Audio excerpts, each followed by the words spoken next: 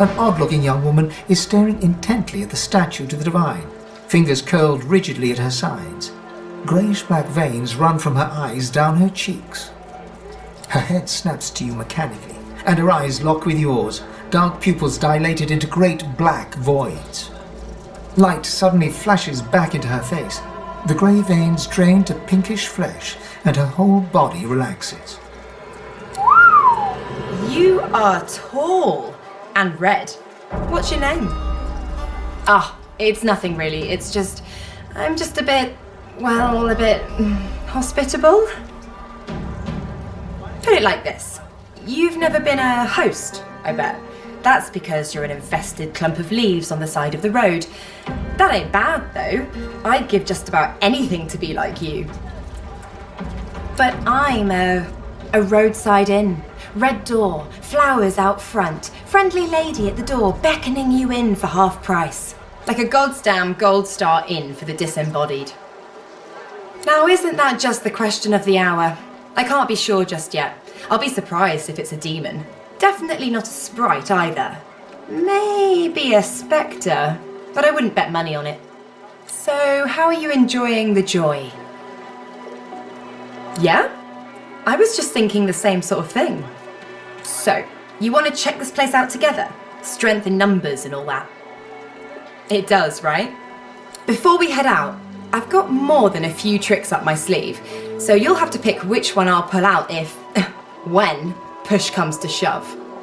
Lately I've been into the enchanting arts, but I can shoot, slash, summon, steal, whatever your little black heart desires. So, what'll it be? Dunno if you could tell, but mysticism's kinda my speciality. Let's get into the nitty-gritty while we're at. Sounds fine. So, yeah? Well, that was easier than I thought, and I'll do my best to stay myself.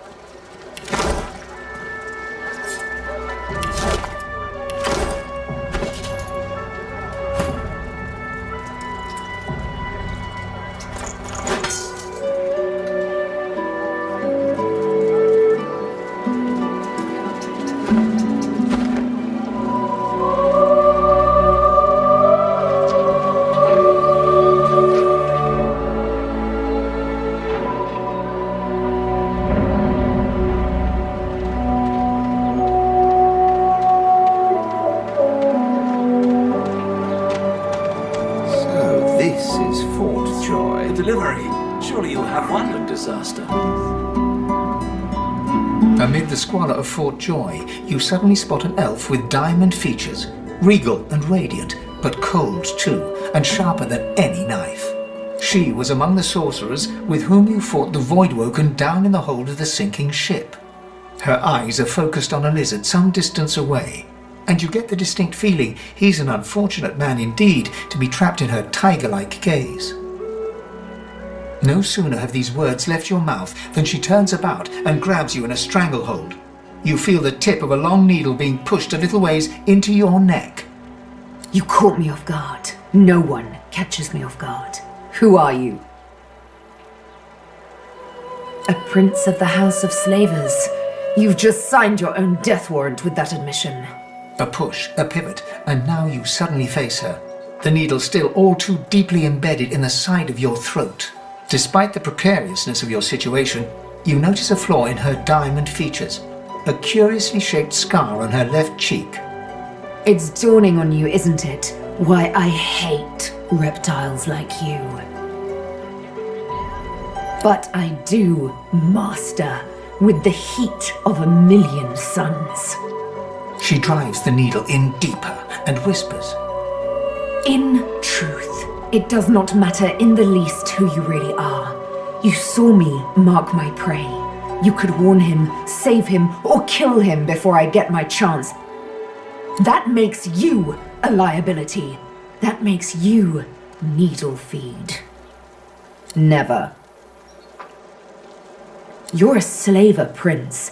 Why would I chain my fate to one like you freely, like I was once forced to? You did save me, didn't you? Ugh, how aggravating. Oh, little needle mine, what should I do? Push or pull? The agony of choice. You know what? Today is a rather fine day. Sunshine and an easy breeze. Yes, I'll let you live. I'll even agree to travel with you, provided we talk to another lizard. The one I've had my eye on. I'm not quite sure the weather will save him. With a casual flick of the wrist, she withdraws the needle from your neck and smiles, as if she just invited you to sit down for tea. Let's discuss our respective roles then, shall we? You, me, and Death will be playing many a round of hide and seek. So, what role would you like me to play? As a rogue, my speciality is stealth, the quick silence of the dagger striking unseen. That said, I'm perfectly lethal, wielding any weapon or magic. So, the choice is yours. Suits me fine. Lead on, or better yet, let me take the lead. Then follow me. You're not quite certain you'll ever sleep soundly with Sabine in any sort of proximity, but at least she's on your side, for the moment. I got that special shipment you was asking after.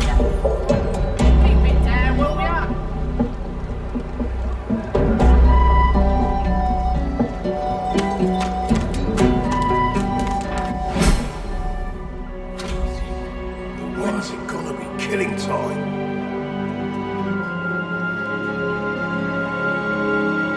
Warfare is worship.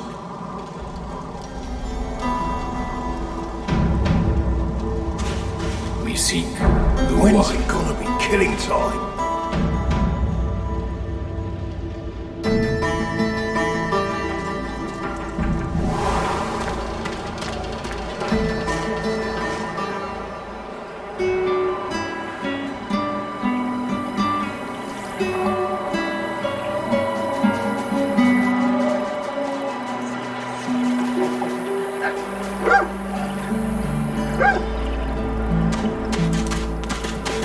The old dog looks up at you but doesn't lift his greying head from his paws. He heaves a heavy sigh. The tip of his tail starts to wag. It's no use anyway. The dog tentatively sniffs the offering, then grabs it between its teeth and swallows it. You're nice. Emmy would have loved you. She was my mate for the last 7, carry the 2, plus 50. 5 years! The Magisters, they took her. Emmy was always the smart one. I guess that's why they took her and not me. Oh, I love you. Say, let me show you something.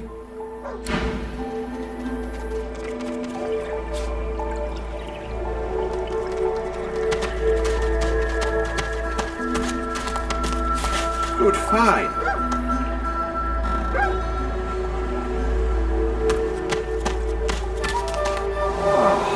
A little reprieve from the din outside.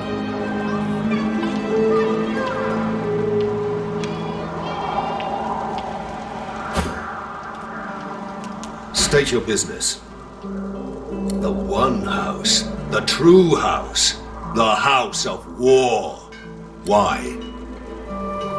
A tongue that speaks such nonsense deserves cutting. I think I'll give you a good thrashing, slave girl.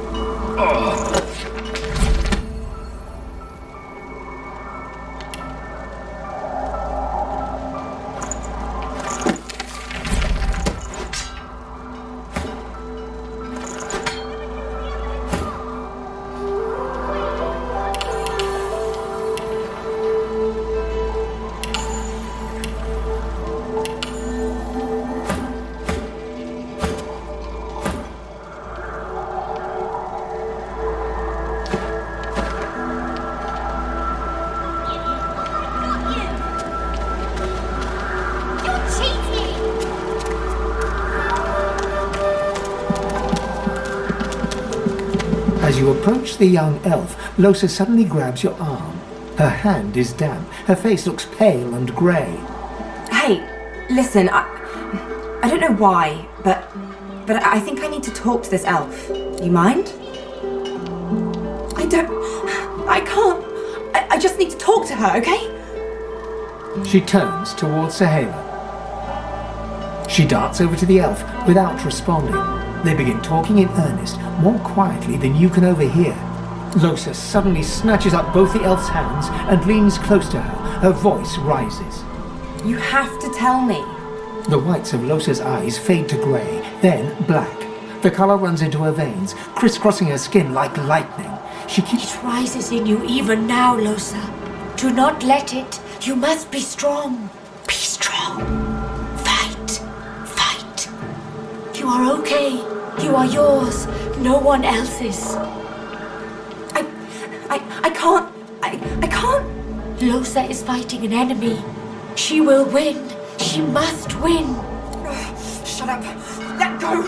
Let go. Let go. I don't want to hurt her. Don't make me. Losa is rigid as a board, tense with the effort of holding Sahela's hands in tight, painful bunches. Leave me alone. Leave me. I don't want to. You are hurting me. Losa's eyes are black. Sahela's fingers are white under her grasp. Let me go. Please. A sinister smile spreads across Losa's lips. She jerks the elf toward her. Chatty, chatty elf. Chatty elf with all the answers. I wonder what your blood tastes like. Losa, please. You must not defend her. She wakes if she is weakened. We must hurt her to protect her, you see? I bet the elf blood tastes like honey, like nectar, like joy itself. Let's find out. You must weaken her to help her.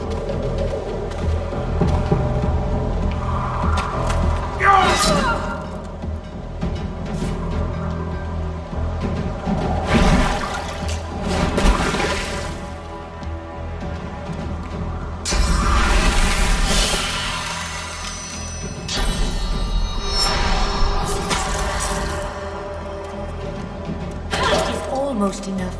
A few more hits. She comes back to us when she is weaker.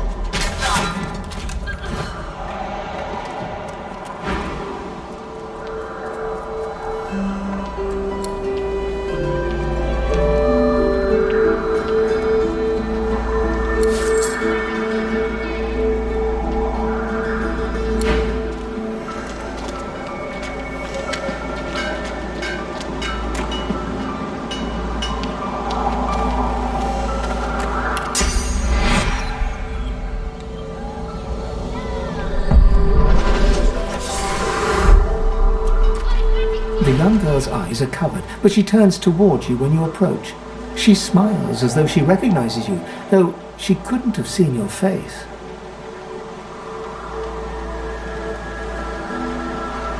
Ah, hello. Quite the blood-soaked journey has led you here. You are not who you once were, and I sense you are not yet who you will be. I do not mean to disturb you. It's just... Never mind. How do I help you? Her eyebrows shoot up. There can be a way. Amiro knows. But he is gone. Do you see him? He knows how to leave. My protector, my friend, an elf like me with a spirit bright as new leaves. He tries to help me, to save me, and he suffers very much. He is caught by those who hurt him. I wish so much for his return. And he tells you what you seek. A way you bring me great peace. Thank you, my friend. I miss him very much. I see something that helps. I see a lizard. He is a lizard of many dreams, of far feeling. You do not free Amiro without him.